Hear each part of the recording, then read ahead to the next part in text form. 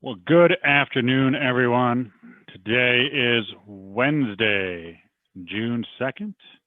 My name is Brendan Derone, Chief Distribution Officer for E4. Today we have a very special guest, Steve Walker. But before we get to that, we got to cover our national days. So we got a plethora of good ones here. I'll just name a couple of the highlights. National Rotisserie Chicken Day. So head to your grocer or your Costco and make sure you get your rotisserie chicken before they sell out, because I'm sure there's supply chain issues with everything else. There's also National Bubba Day for our own Steve Berge, also known as Bubba. National Leave the Office Early Day. That is not for anybody from E4, but everybody else. National Leave the Office Early Day. And National Running Day. So get out there, get a good jog, get a sweat going in this nice heat. It is also the first day to not have masks in Dane County, which is a win here. So with that, I will hand it over to Dan Peterson. Well, greetings, everyone, and welcome to this week's BREW, Building Relationships Every Week. We're pleased to be able to bring to you what we are hoping to make a more regular appearance of our advisor spotlight. And today we have an advisor that I've grown to become a dear friend with, and that is Steve Walker with Gate City Insurance, Gate City Bank, Gate City Insurance Agency. Steve's a vice president and senior insurance consultant on for Gate City. And today we're going to spotlight Steve. I'll give a little bit of background, and then we're going to show a couple of clips, including some ESPN clips, and make sure you have your volume up. You won't want to miss some of those calls. But we, Fargo being the insurance capital of North America, we like to think about it. I moved to Fargo, North Dakota in 1998 to move into management of an insurance company here. And we went public, and then in 2002, sold the company, we were bought, and then in 2003 sold the company. And I decided to help start insurance brokerage, which is now E4 Insurance Services. And we stayed in Fargo and decided right around 2003, this guy from Chicago, Illinois area, Steve Walker, came up. It was his freshman year at college here in town, North Dakota State University. And North Dakota State University had announced that they were going to move from Division II to Division I. A big move, a little pressure packed, controversial at the time. And Steve, in 2004, was my first introduction to him, because that was the year we bought our first tickets for Bison football. And we decided we're going to live in Fargo. We got to go see some great North Dakota State Bison football games and what's going on with this new program moving to Division I. And with 3 games to go in his redshirt freshman year, Steve became the quarterback and never let go the rest of his career, other than maybe some injuries there, a blown ACL or a few injuries he might tell us about. But he grew a reputation, and we're going to show a couple of video clips of his playing day here. And then I'll have a few comments, and then we want to talk to Steve about how he's transferred his success on the gridiron to success with his clients and his purpose and his passion. So, Danielle, if you'd play some clips here, that'd be great.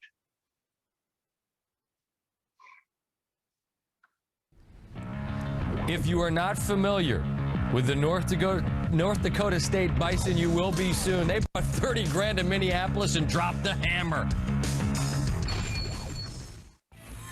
Minnesota's already lost to Florida Atlantic this year, trying to avoid losing to North Dakota State. That's Tyler Roll.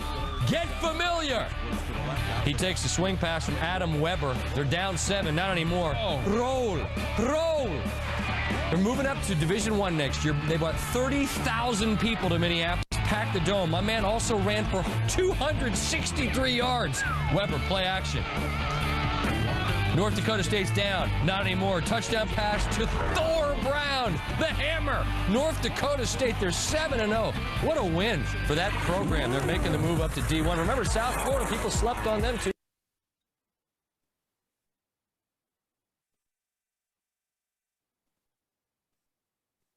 Play here. They got yards the makeup. From the 20, first down. Walker takes the snap, has some time, throws it deep up the right side for Heckendorf. He is there. A catch at the 40. Are you kidding me? He's free at the 25-20. Heckendorf to the 10. He's in. A touchdown for the Bison. Heckendorf scores it. The Bison are on their way to a possible comeback win at Cal Poly. My, oh my.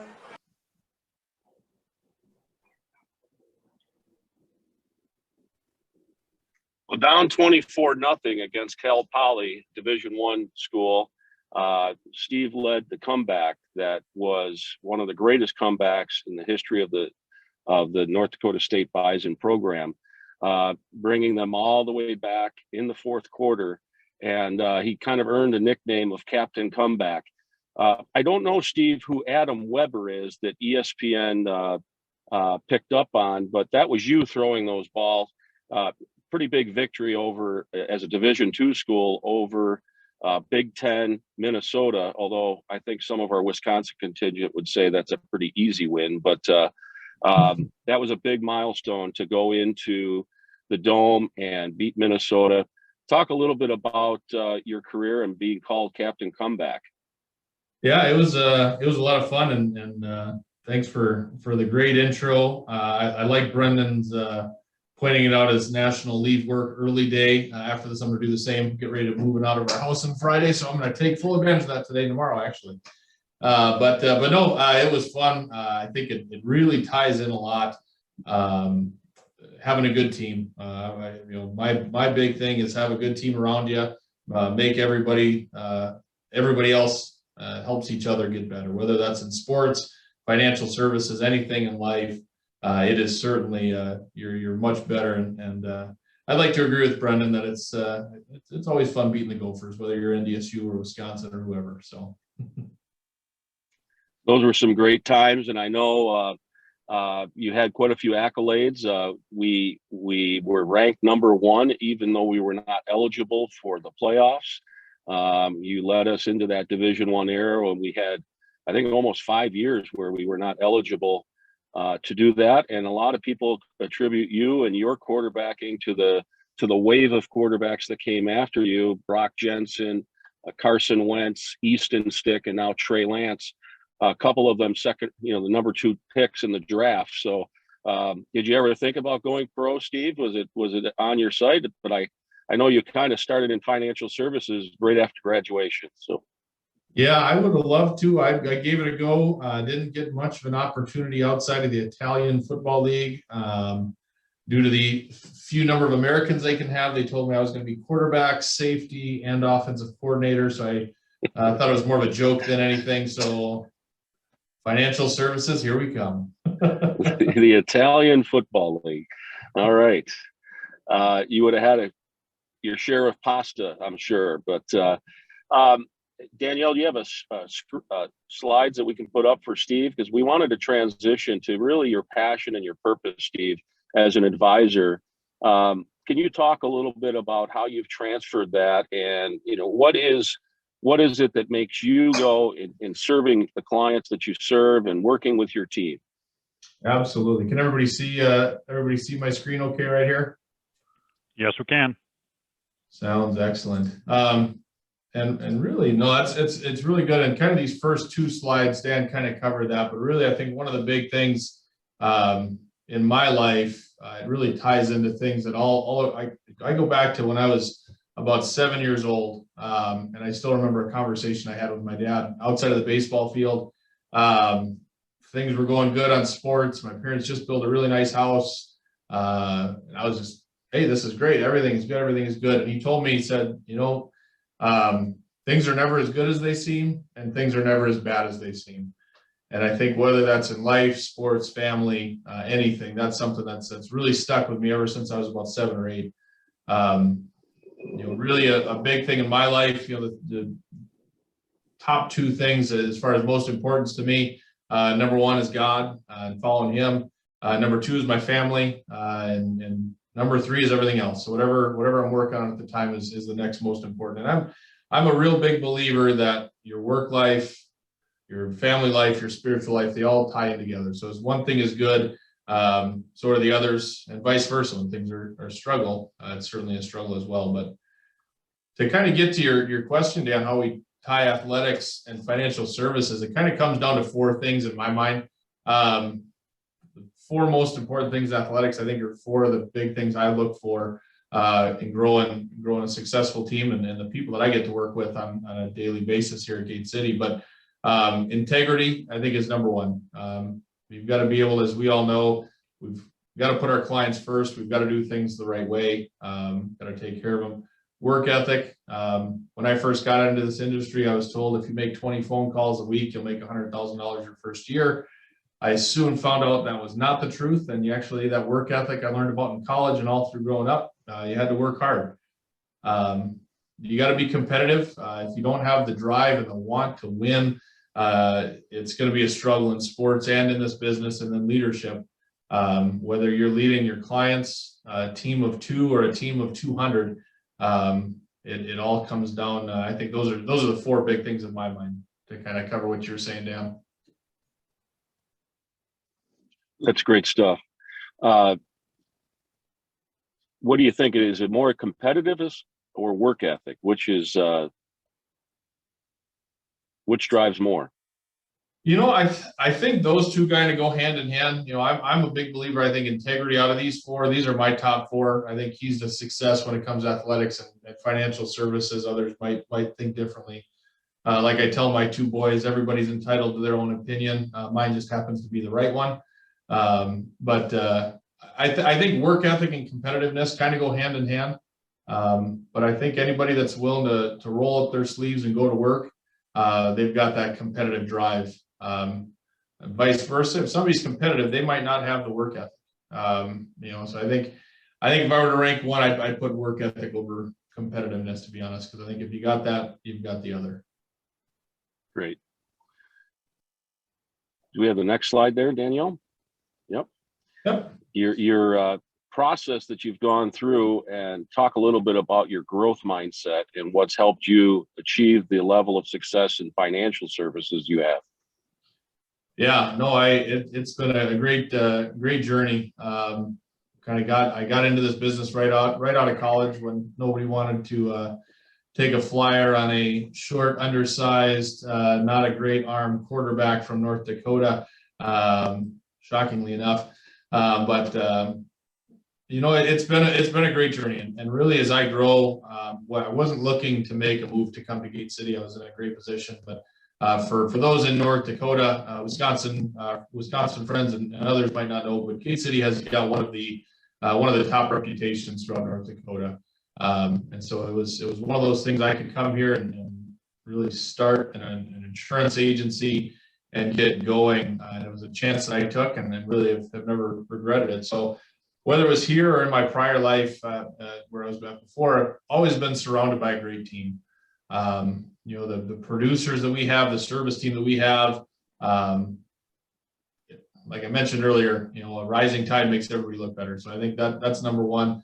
Mentors, I've got several mentors, too many, you know, probably a handful of top ones. Love learning, picking people's brains. Dan's become not only a close friend, but a mentor. And I've got one or two others that I kind of consider my top 2 or 3.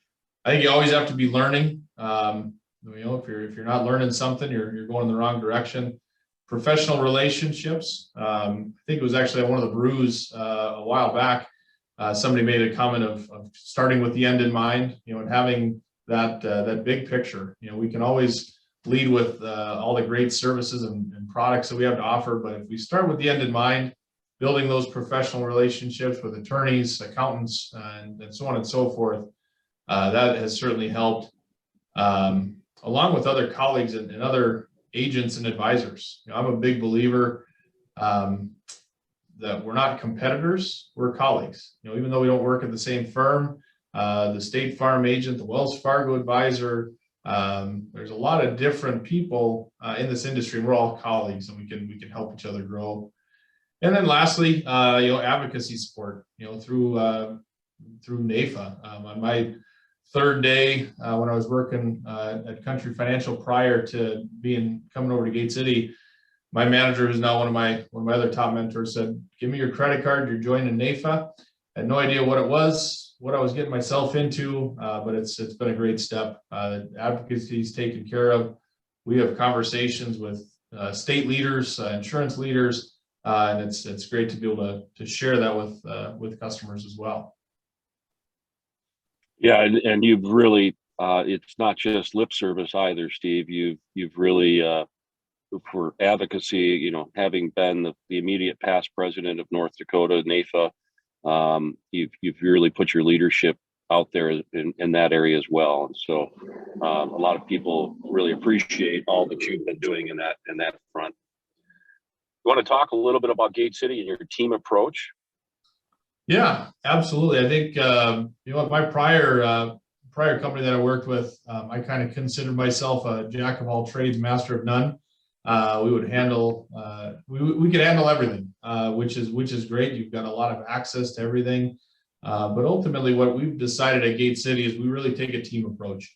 You do your job, and you trust and know that your team members are going to do theirs as well. Again, really tying into a football analogy. If I try and do more than my 1/11th, we're going to fail. You know, at Gate City, if I try and do more than my part, we're not going to be as successful as we can be. So I think it really comes down to that team approach, and we've got.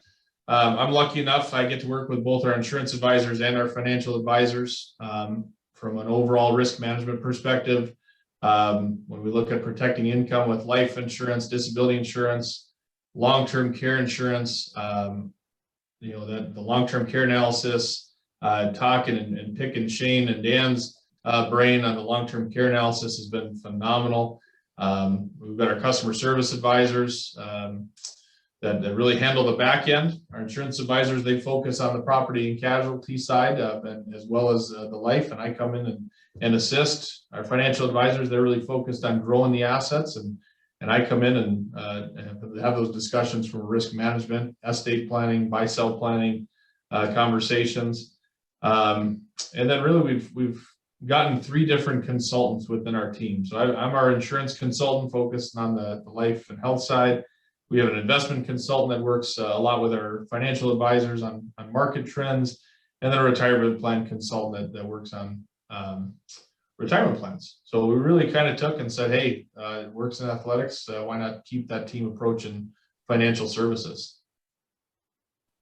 Yeah, it's good stuff, and it's resulting in some really good growth and success for you. I know even this past week we had a great meeting with an estate planning case, and it's resulted in a 6-figure target submission that you're working through the underwriting process now on. But the team really came together and worked in that with you and your clients, didn't they? Yeah, they really did. You know, it was a relationship. I had known one of the customers for a number of years. Another team member on our team had known his wife.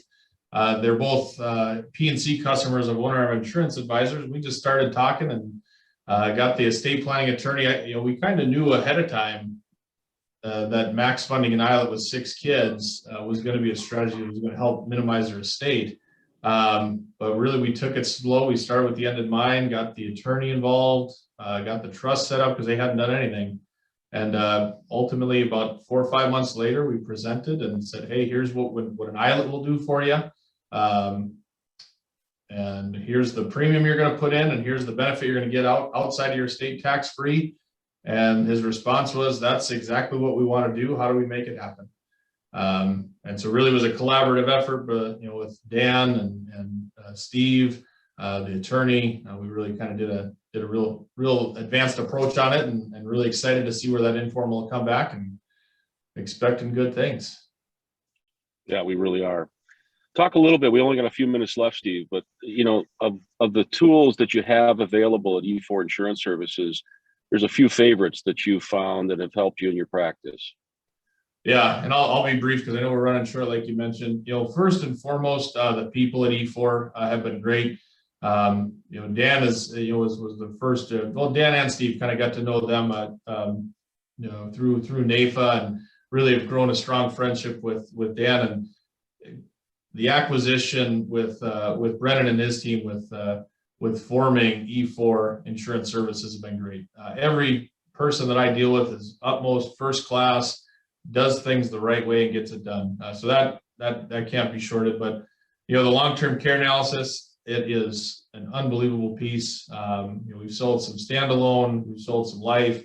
It really just does a great job of producing that story and helping people fund their long-term care plan.